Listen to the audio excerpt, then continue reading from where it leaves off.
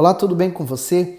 Nós estamos meditando na Bíblia em ordem cronológica. Começamos no Velho Testamento, agora no Novo Testamento, e estamos lendo o livro de Lucas, capítulo 18. Hoje vamos ler do 1 até o versículo 14.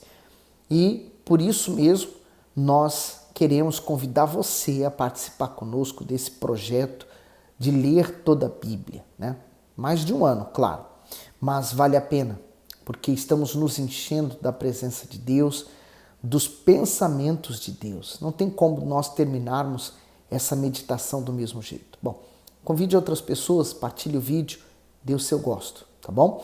Vamos pedir direção? Meu Deus, mais uma vez estamos aqui para ouvir a Tua voz e peço que o Senhor fale através desse texto, que os Teus pensamentos façam parte dos nossos. Como disse o Teu servo, que venhamos adquirir a mente de Cristo, que assim seja. Lucas 18, capítulo 1. E contou-lhes também uma parábola sobre o dever de orar sempre e nunca desfalecer. Comentário. Orar sempre. O Senhor Jesus apresentou a oração como uma ferramenta para que os discípulos superassem os dias de aflição que enfrentariam futuramente. Com a ascensão do Senhor aos céus, seu povo em todas as gerações sofreria perseguições e seria odiado. Dessa forma, para ter forças, paciência e perseverança, a fim de suportar essas dores e permanecer salvo, a comunhão com Deus por meio das orações jamais pode ser negligenciada. Então, a oração, a atitude, o orar, vigiar, são coisas das quais nós não podemos nos afastar, porque o próprio apóstolo Paulo diz, orai sem cessar, quer dizer, a oração constante, permanente, inclusive na mente. E o 2 diz, dizendo, havia numa cidade um certo juiz que nem a Deus temia, nem respeitava o homem. Havia também naquela mesma cidade uma certa viúva que ia ter com ele dizendo, faz-me justiça contra o meu adversário. E por algum tempo não quis atendê-la, mas depois disse consigo, ainda que não temo a Deus, nem respeito aos homens, todavia essa viúva me molesta. Hei de fazer-lhe justiça para que, enfim, não volte e me importune muito. E disse o Senhor, ouvi o que diz o injusto juiz. E Deus não fará justiça aos seus escolhidos que clamam a Ele dia e de noite, ainda que tardio com eles. O comentário diz, as viúvas não usufruíam dos mesmos direitos e privilégios das pessoas porque eram discriminadas pela sociedade. Embora a lei mosaica assegurasse proteção, a maioria delas vivia desamparada. Além disso, muitas viviam na extrema escassez. Assim, quando uma viúva tinha uma causa a resolver na justiça, ela normalmente nem perdia tempo pleiteando, pois sabia que ninguém a respeitava.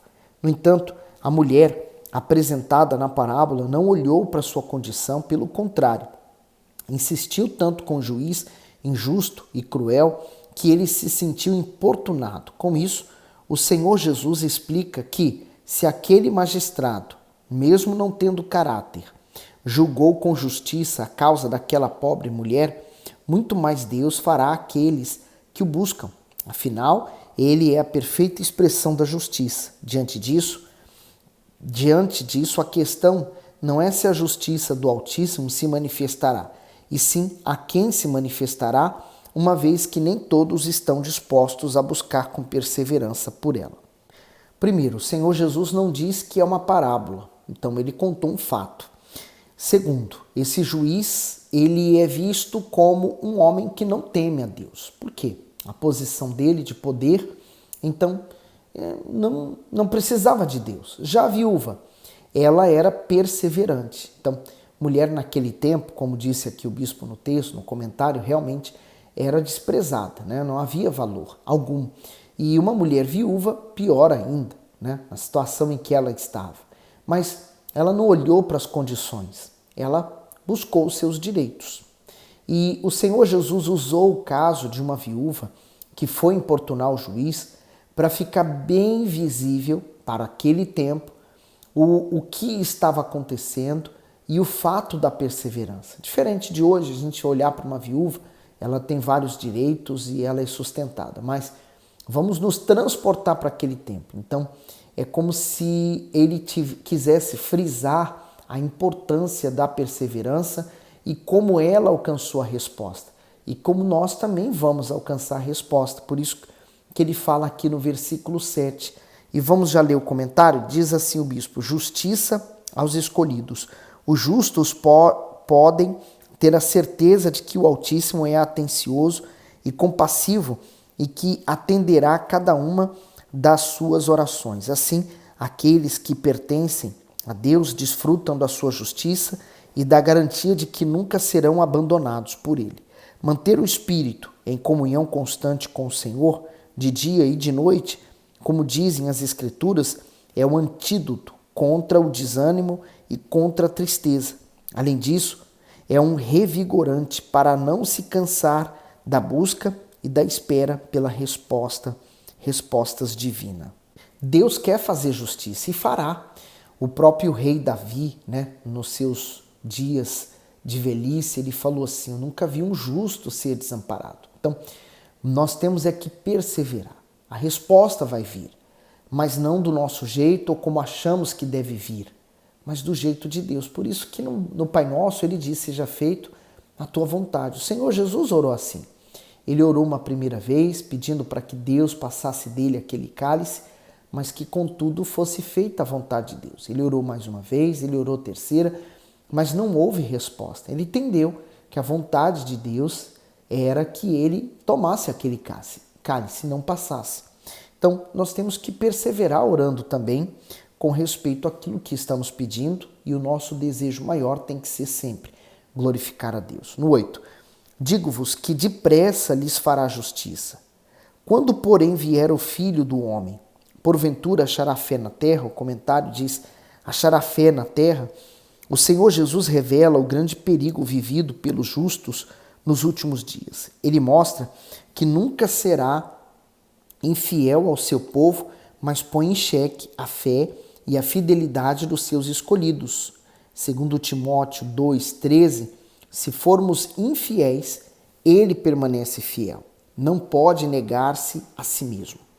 Continuando, o período que antecederá a volta do Senhor será marcado por falta de perseverança na fé, esquecimento dos valores espirituais, egoísmo, intolerância, comodismo, desrespeito com as Escrituras. Além disso, nesse tempo, a incredulidade reinará até entre aqueles que outrora professavam retidão e fidelidade ao Altíssimo. Não precisamos imaginar um futuro distante para enxergar essa realidade. Nos nossos dias mesmo, temos visto que, sobre adversidades e longas lutas, muitos têm desanimado e abandonado a confiança em Deus. E de fato, quanto mais o tempo passa, mais nós vemos as pessoas não perseverando. E a razão é porque elas não estão se enchendo da palavra de Deus. Elas passam inúmero tempo, elas gastam inúmero tempo nas redes sociais, se enchendo de bobagens, mas elas não se enchem do mesmo tempo da palavra de Deus. Se elas tirarem 5 minutos, por exemplo, para ler a Bíblia, às vezes parece que é uma eternidade que não passa, mas elas são capazes de passar horas passando o dedo, olhando a rede social. Então, tem que haver o inverso. Se você tirar 15 minutos por dia, por exemplo, para você ler a Bíblia, você vai conseguir ler a Bíblia toda. 15 minutos por dia, apenas. Então, as pessoas normalmente, elas não têm esse prazer, esse hábito de querer ler a Bíblia, né? Elas querem algo muito prático, muito rápido. E aí a alma delas se torna uma anorexa. Por exemplo, eu estou aqui no intuito de poder ajudar, mas esses vídeos terminam por mastigar um pouco o conteúdo da Bíblia para você. Eu penso por você e se você também tem que pensar por si mesmo. Por isso que eu incentivo, sim, você pode participar desses vídeos, mas aprenda a ler sozinho também. Deus quer falar com você através da palavra dele. 9. E disse também essa parábola a uns que confiavam em si mesmos, crendo que eram justos e desprezavam os outros. 2 homens subiram ao templo para orar, um fariseu e o outro publicano. o comentário do 10. 2 homens foram ao pátio do templo para apresentar suas orações. O Senhor Jesus contou essa parábola para compará-los e para mostrar a diferença entre a atitude de um e de outro. Um dos homens era publicano, ou seja, encarregado de cobrar impostos dos judeus para Roma. Por esse motivo, e também porque muitos eram desonestos, uma vez que cobravam, além do valor do tributo, os publicanos eram odiados pelos seus conterrâneos. Já o fariseu pertencia a um grupo de religiosos conservadores que defendiam a lei e as tradições orais dos anciãos. Dessa forma, Israel desprezava os publicanos, mas exaltava a aparente santidade dos fariseus. No 11. O fariseu, estando em pé, orava consigo desta maneira: Ó Deus, graças te dou, porque não sou como os demais homens, roubadores, injustos e adúlteros, nem ainda como este publicano. Jejuo 2 vezes na semana e dou os dízimos de tudo quanto possuo. O comentário diz: não sou como os demais. O fariseu tentou influenciar ou manipular Deus com a sua autojustiça. Ao invés de reconhecer a grandeza divina, as palavras dele mostravam que era o Altíssimo que deveria ver o quanto ele era bom e assim recompensá-lo. É desta maneira que os hipócritas agem. Usam seus diálogos com as pessoas, usam suas boas obras e até suas orações para causar boa impressão e alcançar elogios. No entanto, dentro deles, sua falsidade e malícia. Por isso, se tornam abomináveis. Normalmente, esses pecados não são vistos pelos homens, mas são detectados e repudiados por Deus. É como um testemunho que eu vi. O homem estava preso porque ele era um ladrão, ele era um malfeitor, e quando disseram para ele ir à igreja, né, ou dentro do presídio mesmo, ele falou: eu não, eles são ladrões. E aí um dos ladrões falou assim: nós somos ladrões, nós roubamos as pessoas, por que você não vai lá ver o que está acontecendo, né? Quer dizer, e é verdade, a hipocrisia cega completamente a pessoa. Quantas pessoas apontam o dedo para o pastor, para a igreja, para o bispo, falam mal dele, mas fazem coisas piores ainda aos olhos, longe dos olhares das pessoas, mas elas gostam de apontar o dedo para os outros, né? Então, nunca podemos esquecer que quando apontamos um dedo para as pessoas, nós temos outros tantos apontado para nós também. 13. O publicano, porém, estando em pé, de longe, nem ainda queria levantar os olhos ao céu, mas batia no peito, dizendo: ó Deus, tem misericórdia de mim, pecador. O comentário diz assim: o publicano escolheu ficar distante para não irritar os religiosos que o desprezavam. Ele também reconheceu a sua indignidade e a sua condição de pecador. Dessa forma, com a sua postura física e espiritual, ele demonstrou que era humilde. Por isso, ao clamar pela misericórdia de Deus, foi atendido. O Senhor Jesus falou, né, que há festa nos céus por um pecador que se arrepende. Então, eu fico imaginando, por esse pecador, ele reconhecer que ele era pecador, a festa que houve nos céus. No 14, digo-vos que este desceu justificado para sua casa e não aquele. Porque qualquer que a si mesmo se exalta será humilhado, e qualquer que a si mesmo se humilha será exaltado. Comentário: como você se vê? A forma como o fariseu e o publicano se viam fez toda a diferença na oração que eles fizeram. O fariseu, que se via como homem merecedor dos favores de Deus devido às obras que praticava, já o publicano se via pecador e nem sequer tinha coragem de erguer os olhos aos céus. Mediante o seu conceito sobre si mesmo, o fariseu não foi buscar perdão, pois não sentia necessidade dele. Porém, isso era o que o publicano mais desejava. Sua humildade o fez enxergar suas faltas, por isso foi justificado e perdoado na presença do Altíssimo. No entanto, a oração mascarada do religioso o tornou ainda mais culpado e merecedor da ira divina. Então o Senhor Jesus falou sobre a ira, por exemplo, né? Sobre a rejeição. e falou sobre aceitação. Por exemplo, o fariseu, ele tinha obras, né? Ele dava o dízimo, ele orava, ele jejuava. Então, quantas pessoas ela fala, eu vou à igreja, eu dou o dízimo, eu dou oferta, eu jejuo, eu sou honesta, eu faço bem ao meu próximo, eu faço caridades, eu dou esmolas, enfim, né? Aquela pessoa, um bom cidadão. E ela pensa assim, todas essas obras que eu faço, elas vão me salvar, porque eu estou sendo uma boa pessoa. Então aquele fariseu, ele se achava tão justo que ele não se via um pecador. Então não precisa de arrependimento, se ele não é um pecador, ele não precisa de arrependimento, também não precisa do Senhor Jesus. Logo não tem o Salvador. Por melhor que ele seja, pelas suas atitudes e obras, ele continua sendo um pecador, debaixo da ira. Porque o pecado gera a morte. O pecado foi a transgressão à vontade de Deus. Foi o que Adão e Eva fez. E todo ser humano traz isso dentro dele, né? O afastamento de Deus. É o abismo que há entre Deus e o homem que se chama pecado. Então, por melhores obras, por mais que eu faça caridades, por mais que eu tente ajudar o meu próximo, nada disso é suficiente para me livrar desse abismo, né? Digamos que as minhas obras sejam um entulho jogado nesse abismo. Nada consegue tapá-lo e criar uma ponte para Deus. Mas Jesus não. Jesus, ele veio como homem, né? Nasceu de Maria, não teve pai aqui na terra, mas foi gerado pelo próprio Espírito. Ele tinha a natureza divina e a natureza do homem. Por isso que Jesus nasceu sem nenhum pecado. Ele foi gerado por Deus na mulher. E a mulher deu à luz a Jesus. Por quê? Primeiro, porque não foi a mulher que pecou.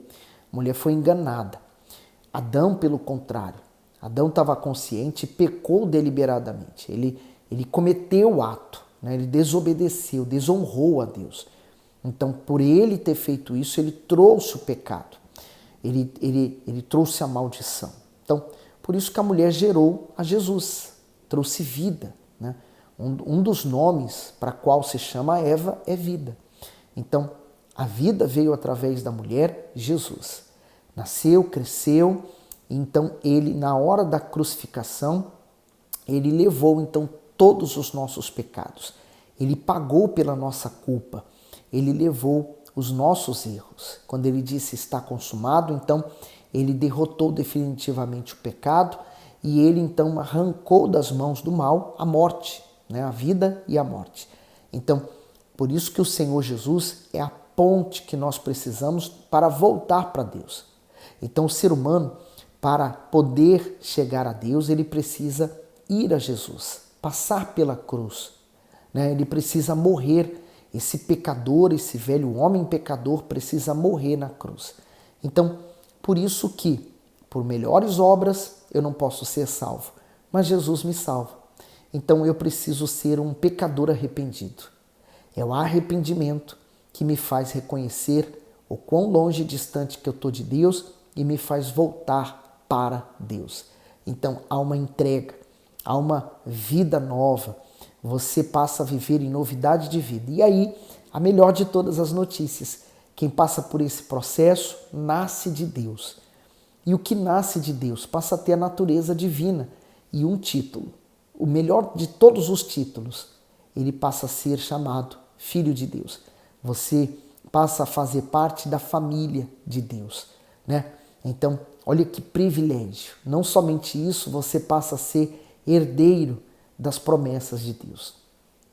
Que é melhor do que isso? Não há riqueza no mundo que cobre essa riqueza, né? Essa é a oferta de Deus. Ele amou o mundo de tal modo que deu o próprio Filho por nós, sendo nós ainda pecadores.